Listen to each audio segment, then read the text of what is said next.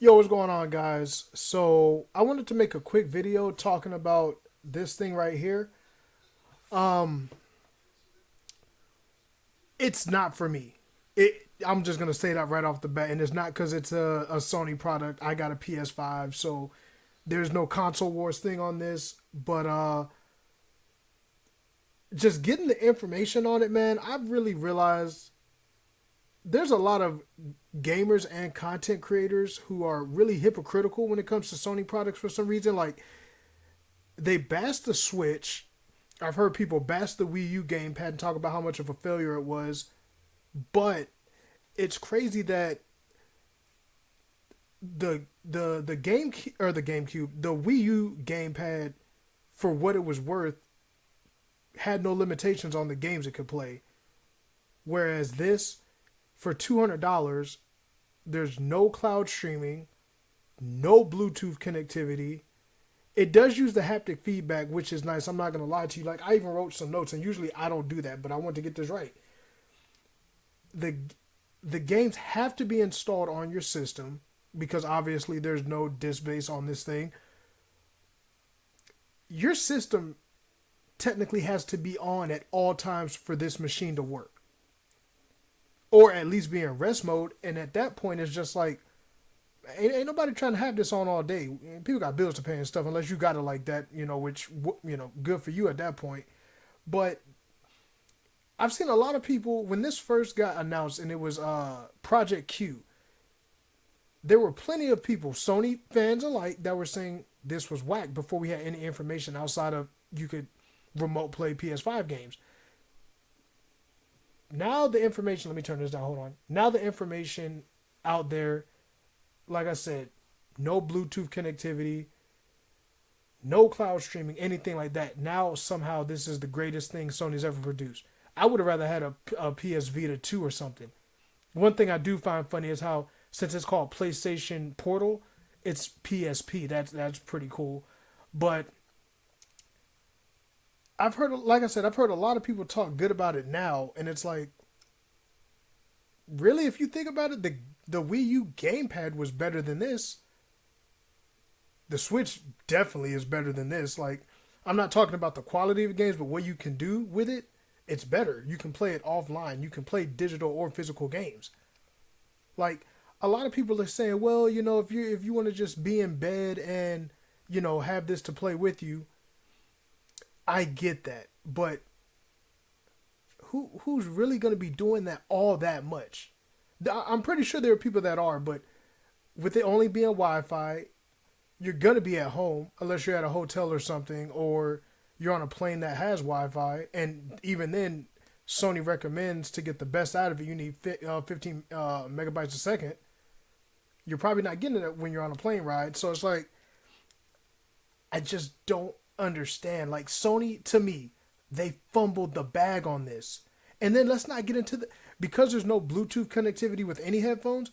They have these new Pulse and Pulse Elite headphones. They're over the head like these, and then they have the wireless earbuds. The ones that go over the head are $150.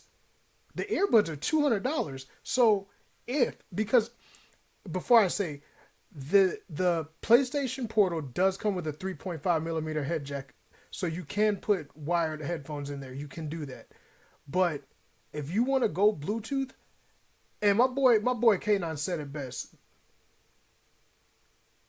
Sony's like Apple. They'll make the product, but make sure you have to buy a whole lot to actually get the best enjoyment. And he's not wrong, because if you want to get the headphones are $150. So if you buy the over the head ones, you're paying $350 for the system itself and the headphones. Now, if you pay for the earbuds, that's $200. That's $400. You can go get you a digital PS5. You can get a Switch. So it's like, and that's another thing where the hypocrisy comes in. I've heard plenty of people down the Switch OLED for being $350, but you mean to tell me a full system, without the limitations this has, with an OLED screen, you don't have to pay for extra headphones. If you got headphones around the house, it has a 3.5 head jack and Bluetooth connectivity, which they added via update. So I don't understand how people are down in the Switch OLED when it literally has everything out the box outside of extra headphones. But if you got them, then you don't have to worry about that. I got my Beats earbuds connected to my Switch when I want to use them. And then the battery life. Now, I've heard people say that their DualSense controllers last for 7 to 9 hours.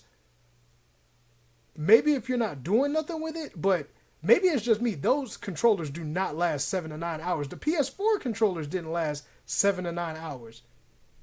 Those batteries drain pretty fast, so I don't know where they got 7 to 9 hours, but if this thing is going to be replicating what the PS4 controllers have, you're going to get 4 to 6 hours, which isn't terrible.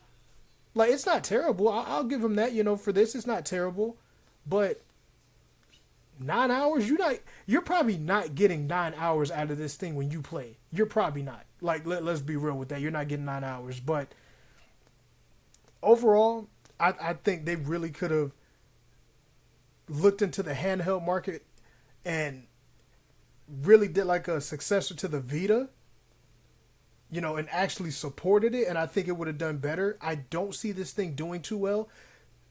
The PSVR 2 came out. They're not doing much with it. You can't play PSVR 2 on this. Like I said, if you have the cloud via the PlayStation Plus premium thing, you can't use it.